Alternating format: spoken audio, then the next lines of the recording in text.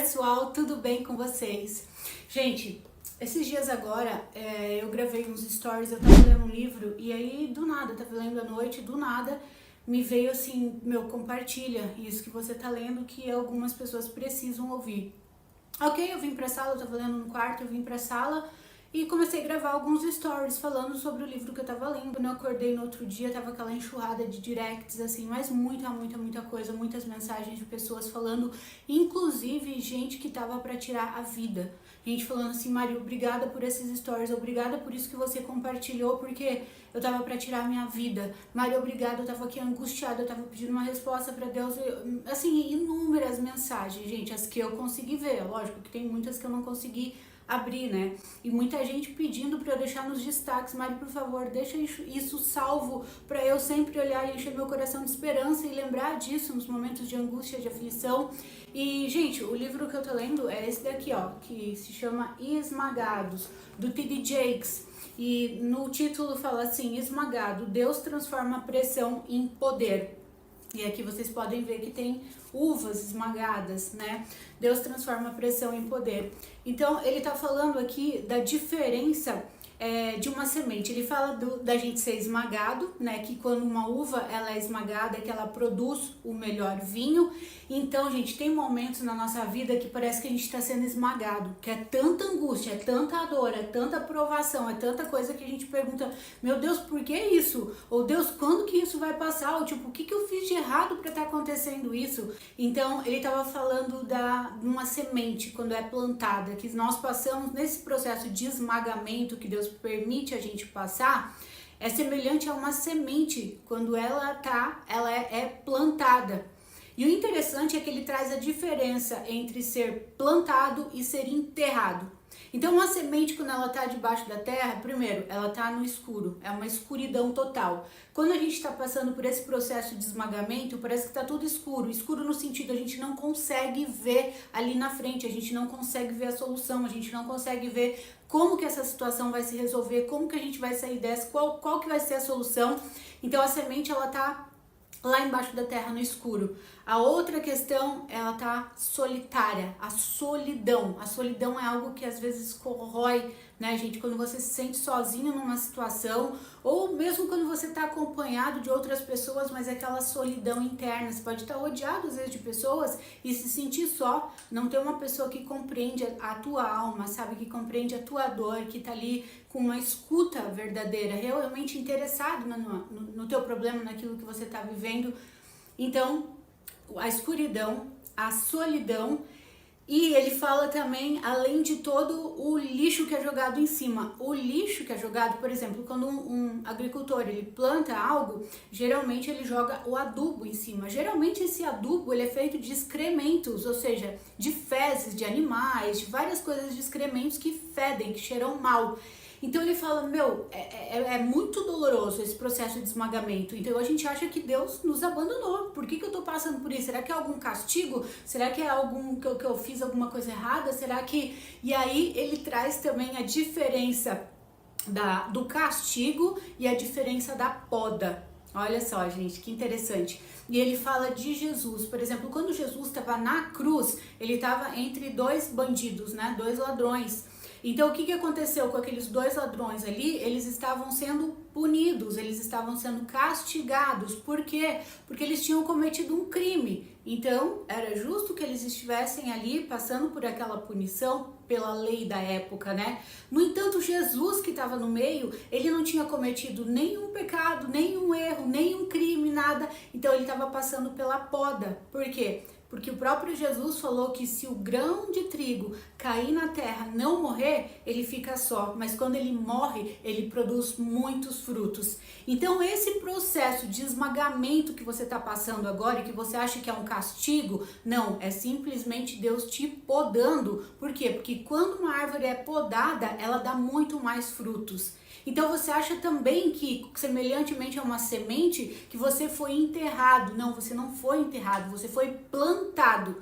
Existe muita diferença entre ser enterrado é um negócio tipo, acabou, game over, enterra isso daí, já era. E ser plantado, porque na plantação existe o cultivo, existe, né, o adubo, como eu falei, que é jogado em cima. Então você imagina a semente. tá no escuro, embaixo da terra, sozinha, aquele cheiro fétido, né? Aquele mau cheiro do estrume, de todo aquele adubo em cima dela. Então ali, meu, acabou pra mim. Por que eu tô vivendo isso? Por que essa dor? Por que essa angústia? E ela nem tem ideia de que ela está sendo preparada, firmando as suas raízes para depois ela romper para novas e grandes possibilidades. Gente, sempre antes de algo muito grandioso que tá para romper na tua vida, saiba que sempre antes vai vir um esmagamento, porque esse esmagamento é preciso, né, pra gente produzir o melhor vinho, como a uva, depois de esmagada, que ela produz os melhores sucos, os melhores vinhos. E às vezes você pensa, mas o que eu fiz? Por que isso está acontecendo na minha vida? Né? Parece um castigo. Não é castigo, é uma poda para te tornar ainda muito maior.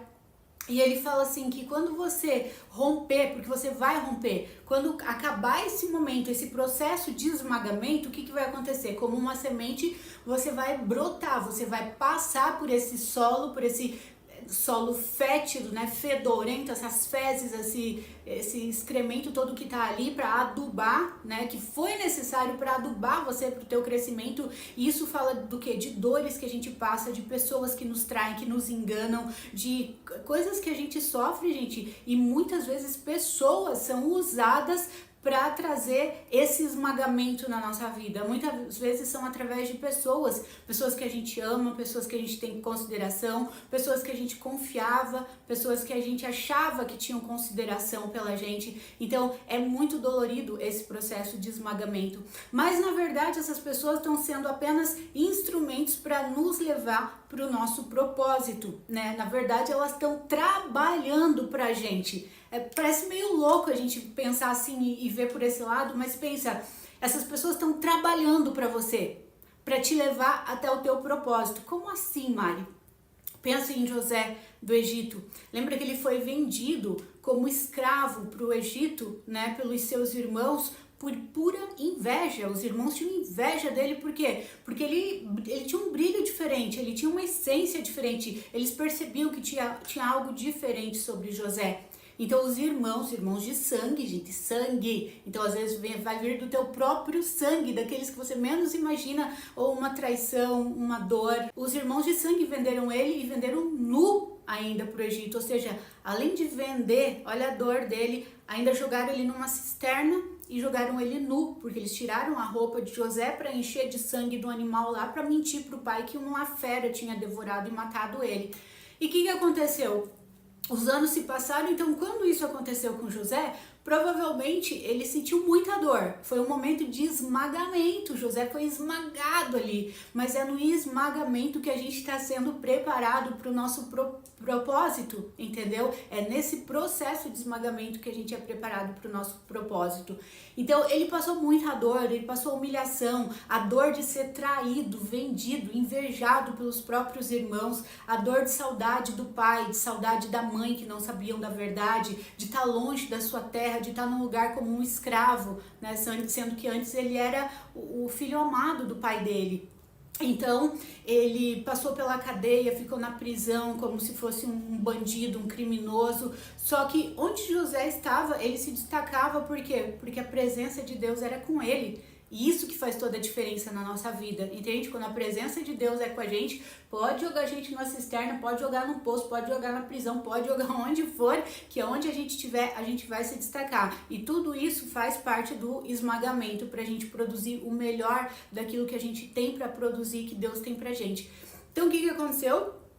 José lá na prisão, né, interpretou o sonho do copeiro, do padeiro, tudo. E aí 2 anos depois, quando o faraó teve o sonho das 7 vacas magras, 7 vacas gordas, aí o faraó chamava os maiores magos, feiticeiros, sábios e não sei o que lá do reino dele, e ninguém conseguia interpretar o sonho. Então o copeiro do rei ouviu aquilo e falou: peraí, tem um cara lá na cadeia que eu conheci lá na cadeia que ele sabe interpretar sonhos. E o faraó, manda chamar esse cara. José chegou lá e falou assim: olha, faraó, esse sonho que você teve das 7 vacas magras comendo as 7 vacas gordas e das 7 espigas mirradas comendo as 7 espigas boas e fartas, são 7 anos de muita prosperidade, né, de muita abundância que vão vir, e depois desses 7 anos vai vir 7 anos de muita fome, de muita escassez. Então eu sugiro o quê? Olha só, gente, José foi chamado para quê? Só para interpretar o sonho de Faraó.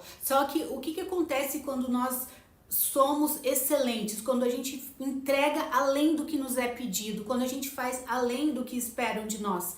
A gente é promovido à realeza, a lugares nobres, a assentar com os nobres, à mesa dos nobres. Então José, ele não só interpretou o sonho, como ele falou, inclusive, Faraó, eu sugiro que o Senhor pegue um homem da sua confiança e nesses 7 anos de abundância, junte todos os alimentos, todos os cereais, tudo que puder juntar em celeiros, construa celeiros e vá juntando e vá, dando só uma parte disso pro pessoal e o resto vai armazenando para quando chegar os 7 anos de vacas magras, tem esse alimento, né, para não acabar o Egito, para as pessoas não morrerem de fome, e o Egito ainda ia ficar mais rico, porque as outras nações todas viriam para comprar do Egito.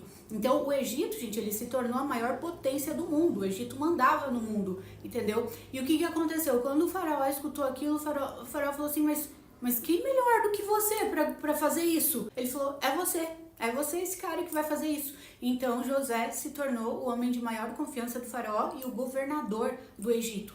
O que aconteceu? O tempo foi passando, a comida foi acabando, aconteceu dos 7 anos, o sonho, né, a interpretação se cumpriu, e os irmãos de José tiveram que ir até onde? Até o Egito para comprar comida, porque eles estavam passando fome na terra onde eles moravam.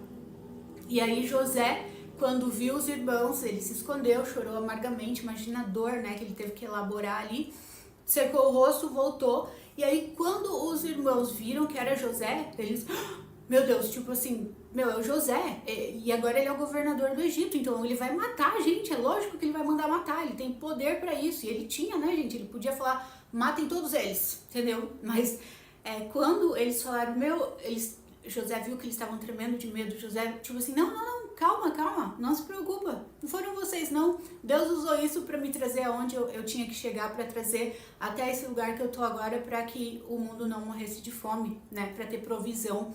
Então ele não ficou guardando rancor no coração dele, ele não ficou amargurado, ele não ficou guardando mágoas, falando, e nem se vingou também. Não, porque a maior vingança, tipo, era o quê? Os irmãos verem que tentaram acabar com ele, que tentaram matar, tipo, fizeram tudo para destruir com ele, e ele estava agora, né, num lugar de honra, e os irmãos tinham que se prostrar diante dele, porque ele estava no cargo de governador.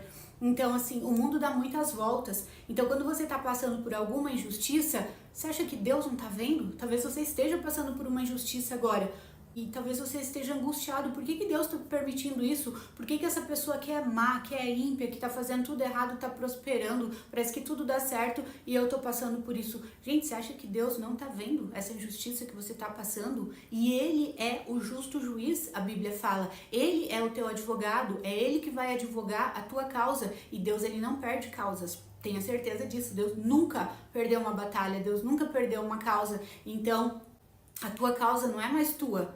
Se você entrega para ele, a partir desse momento, a batalha é dele. Ele você entregou para mim, então agora é comigo. Agora eu vou à tua frente, eu assumo. Então, esse momento que você está vivendo agora, você não foi enterrado, você foi plantado, tá? Você não está sendo castigado, você está sendo podado para que você possa dar muito mais frutos lindos e suculentos frutos, ou seja, uma vida linda. Eu estava conversando com a Cássia, minha amiga, hoje, e a gente estava falando de algumas questões assim, e ela falou algo tão lindo, que ela falou assim, né, que quando a gente passa por provações, a gente quer uma resposta de Deus, a gente quer que Deus mostre o agir, a gente quer ver o agir dele, Deus agindo, Deus fazendo, e Deus muitas vezes ele age, na maioria das vezes, ele age no silêncio, ele não permite que a gente veja os anjos dele trabalhando em nosso favor, ele correndo, ele fazendo isso, fazendo aquilo, e ela falou assim, porque se Deus mostrasse pra gente, a gente não precisaria viver por fé, e Deus quer que a gente viva por fé, né? Porque sem fé é impossível agradar a Deus.